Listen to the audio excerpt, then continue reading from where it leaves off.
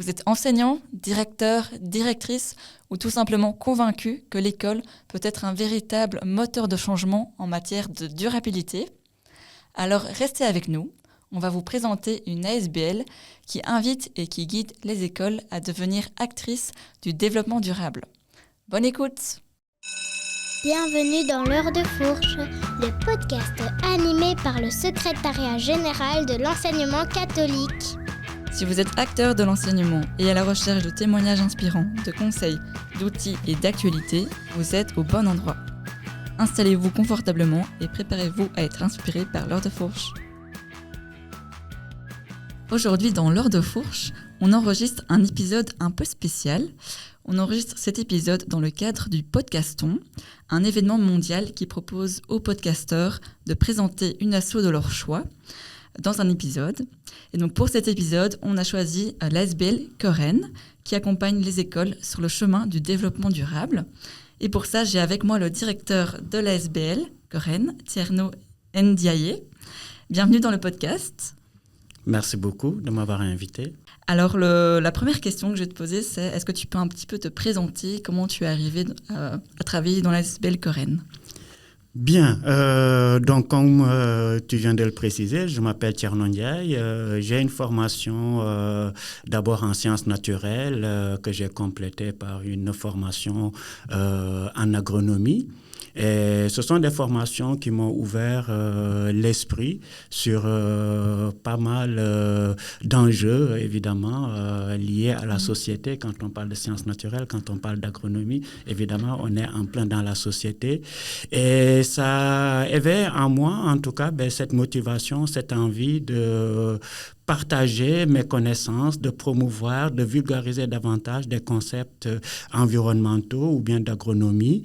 Et c'est dans ce contexte-là que je suis arrivé à Coren pour aussi soutenir une idée qui était déjà en place, à savoir accompagner des écoles vers plus de mieux. Et donc, c'est quoi exactement l'ASBL Coren ? Bonne question. Coren, c'est l'abrégé de coordination environnement. C'est-à-dire que nous sommes une association environnementale qui a été créée en 1994 par des jeunes gens qui avaient envie de contribuer à la protection de l'environnement à partir des stratégies d'information, d'éducation et de sensibilisation. C'est une ASBL qui a vocation, en tout cas qui se donne la vocation d'être partenaire des écoles. Et dans ce sens, en étant partenaire des écoles, on est aussi en lien avec les différentes structures qui ont les compétences de l'enseignement, mais aussi de l'environnement que nous traitons. Donc voilà, en substance, ce qu'est Coren. Ok. Et est-ce qu'en 30 ans, les missions, ce que vous propose Coren a évolué? Oui, bien évidemment, et heureusement. Heureusement, parce que le contexte a évolué, les enjeux ont évolué, il y en a qui sont un peu plus exacerbés, il y en a d'autres, voilà, on voit en tout cas, on n'est plus dans une émergence de prise de conscience, on est davantage à essayer, à assumer cette prise de conscience à travers des actions concrètes. Pour dire les choses autrement, notre première incursion en milieu scolaire date de 1995 et nous avions comme ambition de mettre à la disposition des élèves, des enseignants, un outil qui leur permettait d'avoir une idée de la situation environnementale de leur établissement, de cerner les problèmes d'environnement à leur niveau, plutôt que de parler de concepts globaux ou bien de parler de l'état de la planète, mais de partir de leur école pour pouvoir envisager en tout cas une autre manière en tout cas de faire les choses, une autre manière d'enseigner de manière active dans ce sens-là, mais aussi d'amener des changements de pratique au niveau de la gestion environnementale. À l'époque, nous avions comme outil principal les audits environnementaux. C'est comme ça qu'on est arrivé en milieu scolaire avec cet outil-là qui permettait de mettre les élèves vraiment au cœur du changement, de les rendre acteurs, ce qui était d'ailleurs attendu à la sortie des différentes conférences de 92. Je pense au sommet de la Terre, par exemple, où il y a eu de nombreuses recommandations pour que le rôle de l'éducation soit de plus en plus pris en compte dans les politiques. Et donc maintenant, la SBL propose différents types d'activités. Donc, il y a 3 grands piliers, on va dire, si je comprends bien, les accompagnements, les animations et les formations. Est-ce que tu peux un peu expliquer chaque axe que vous proposez ? C'est vrai que l'audit en soi, c'est un outil de gestion environnementale. On s'est inspiré en tant qu'association d'une méthodologie qui était de plus en plus utilisée et qui est encore utilisée, en tout cas dans des organisations privées ou bien dans des organisations publiques, qui permettait à ces organisations-là de prendre leurs responsabilités, en tout cas environnementales. L'audit nous a permis de développer un certain nombre d'actions et d'interventions qui se structurent, comme vous venez de le rappeler, en 3 axes. Il y a l'axe, il y a des animations, il n'y a rien à faire. Toutes les écoles ne sont pas prêtes pour s'engager dans un projet à long terme ou bien de se mobiliser autour de l'environnement. Mais il y a quand même cette envie-là, cette volonté-là, ce souhait-là d'éveiller la sensibilité des élèves, la sensibilité des enseignants. Alors là, on vient avec des animations qui n'ont pas pour ambition de se mettre en projet, mais qui ont davantage l'ambition d'éveiller en tout cas la sensibilité par rapport aux différentes facettes de l'environnement. L'environnement dans le sens global. Par exemple, en termes d'animation, nous avons des animations thématiques sur mieux comprendre, mieux développer sa conscience par rapport à la problématique de la mobilité. On a des animations thématiques sur l'énergie. Ce sont des activités qui n'ont pas pour vocation vraiment de se mettre en projet, mais davantage d'amener une compréhension de la problématique. Après, il y a les activités d'accompagnement.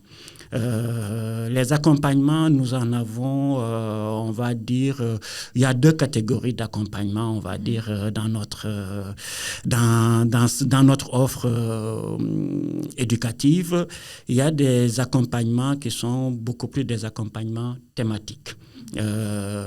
C'est-à-dire, l'idée, c'est, à travers ces accompagnements-là, c'est d'aller plus loin par rapport à l'animation, mais d'approfondir vraiment une thématique dans le contexte de l'école et d'envisager par la suite la mise au point et la mise en œuvre d'actions concrètes d'amélioration. C'est spécifique à une thématique, ça peut être la thématique de l'eau, ça peut être la thématique des déchets, ça peut être la thématique de la mobilité. Par exemple, en termes d'approche thématique, on a par exemple une collaboration. C'est ça aussi, c'est peut-être rappeler cet élément qui est très, très important dans notre travail, c'est-à-dire qu'en tant que partenaire des écoles, on est aussi amené à être partenaire des administrations. On travaille vraiment en étroite collaboration pour essayer de répondre aux besoins des écoles et ne pas venir avec des outils qu'on a créés dans notre coin et qui ne répondent pas nécessairement aux besoins ni aux attentes aussi du milieu. Donc, avec les administrations, par exemple, nous avons un accompagnement sur la mobilité. C'est les plans de déplacement scolaire. Okay. À côté de ces accompagnements thématiques qui peuvent aussi ne pas se faire simplement à travers des thématiques, mais aussi avec un objectif de mobiliser un groupe, de rendre autonome un groupe de travail.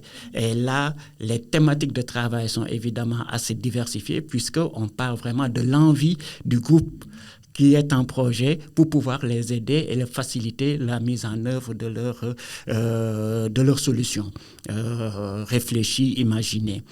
Après, Après, il y a l'approche beaucoup plus institutionnelle, ce sont les approches de labellisation, où là, l'idée, c'est davantage d'être dans un accompagnement qui s'intègre dans une démarche d'établissement pédagogique dans le projet de l'école. Le premier volet de notre accompagnement n'a pas vocation, évidemment, à être un projet d'école, mais davantage un projet de classe, alors que dans l'approche institutionnelle, l'idée, c'est vraiment de faire vivre la thématique de l'environnement, de faire vivre le développement durable dans le fonctionnement général de l'école, dans l'organisation de l'école, mais aussi dans ses aspects pédagogiques et éducatifs. Donc, nous avons les animations qui ne sont pas des animations vraiment que j'aime bien le rappeler, ce n'est pas des animations ponctuelles, ce sont des animations qui s'inscrivent vraiment dans un parcours. Et si on regarde bien dans ces animations-là, il y a 3 temps. Nécessairement. Il y a d'abord un premier temps qui est un temps d'immersion par rapport à de quoi parlons-nous. Voilà. On vient nous parler de mobilité, d'énergie, de quoi il s'agit, et qu'est-ce que ça implique pour nous au sein de l'école, etc. Puis il y a un temps d'expérimentation, un temps de test. Et souvent, ce parcours d'animation se termine par un petit moment un petit peu festif, un petit moment de valorisation, un petit moment en tout cas collectif. Au niveau des formations, nous avons développé une série de formations qui sont destinés avant tout aux enseignants de différentes disciplines. Tout dépend de leur rôle au sein de l'école. Ce que je veux dire par là, c'est que ces formations ont une grande pertinence pour les porteurs de projets au sein des écoles. Parce que très souvent, ce sont des formations qui permettent d'actualiser ses connaissances par rapport à la problématique. On sait que tout le monde n'est pas à l'aise pour parler d'environnement. Il y a de la complexité. Plus on avance dans les thèmes énergie, climat, il y a de la complexité et tout le monde n'est pas prêt, évidemment, à aborder cela avec ses élèves. Donc, c'est des formations qui permettent au moins d'avoir des leviers qui leur permettent au moins de pouvoir aborder la question. C'est des formations aussi où on propose de tester, expérimenter un certain nombre d'outils, de techniques pour pouvoir avancer dans leur projet. C'est aussi des formations qui sont, j'ai envie de dire, qui sont des lieux d'échange, qui sont aussi des lieux de réseautage entre écoles, parce que c'est éviter aussi que les écoles ne se sentent isolées dans leur démarche. Donc, c'est tant de formation, on va dire, il y a de la connaissance, il y a de l'outil, des ressources qu'on met à la disposition, mais il y a aussi pas mal d'échanges sur ce qui marche bien, ce qui ne marche pas, quels sont les écueils quand on avance dans notre projet. C'est les formations, on va dire, que l'on peut aussi catégoriser en deux, à savoir des formations qui sont orientées vraiment gestion environnementale. La problématique des déchets dangereux, la problématique de l'énergie, on est davantage sur les aspects beaucoup plus techniques, réglementaires, mais on arrive quand même toujours à ajouter une dose de pédagogie, une dose d'éducation, parce qu'on est en milieu scolaire. Et puis, il y a des formations qui sont purement de l'ordre de la méthodologie de projet. Okay. Voilà. Comment est-ce qu'on s'organise, comment est-ce qu'on communique, comment est-ce qu'on fait pour mobiliser un groupe. Voilà. Donc, voilà les deux types de formations qui sont proposées actuellement. Ok. Et au niveau donc, des formations ou des accompagnements, est-ce qu'il y a... Vous adressez à certains types d'écoles ou, par exemple, pour les enseignants, pour les formations, est-ce que c'est uniquement primaire, secondaire, un peu tout Très important. C'est vrai que dès le début, Coren, notre offre éducative était orientée secondaire. Donc, on s'adressait davantage à ce public-là, donc les enseignants du secondaire. Mais on va dire, depuis une bonne dizaine d'années, on a ouvert notre proposition au fondamental. Les formations que l'on propose sont des formations qui sont ouvertes à l'ensemble des écoles de la Fédération Wallonie-Bruxelles, tout réseau confondu. D'ailleurs, ce sont des formations reconnues IFPC. Oui. on va dire, toutes les bonnes intentions, tous les motivés sont les bienvenus, que pour pouvoir effectivement partager des connaissances, partager des enjeux. Et non, la porte est ouverte à l'ensemble du corps enseignant. Est-ce qu'au niveau des accompagnements, il y a des critères géographiques? Donc, par exemple, est-ce que certains accompagnements sont ouverts qu'à Bruxelles ou en Wallonie ou il y a les deux? Je vais dire que c'est les deux. Comme je l'ai dit, nous travaillons en étroite collaboration avec les administrations qui ont dans leurs compétences les sujets que nous traitons, les thématiques que nous abordons avec les écoles.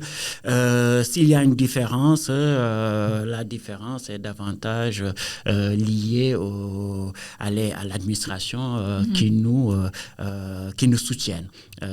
Mais nous proposons des accompagnements autant en région wallonne qu'en région bruxelloise. Nous travaillons vraiment sur l'ensemble du territoire de la Fédération Wallonie-Bruxelles et avec l'ensemble, avec tout type vraiment d'enseignement. Et donc, si une direction ou un enseignant nous écoute et se dit, voilà, je veux collaborer avec Corinne, comment ça se passe concrètement? Super. On est très concrètement, il y a différents. Ça dépend du projet. Du projet. Déjà sur le site, on donne pas mal d'informations sur les modalités, le modus operandi de notre activité et les personnes de contact, les personnes ressources à contacter pour avoir plus d'informations.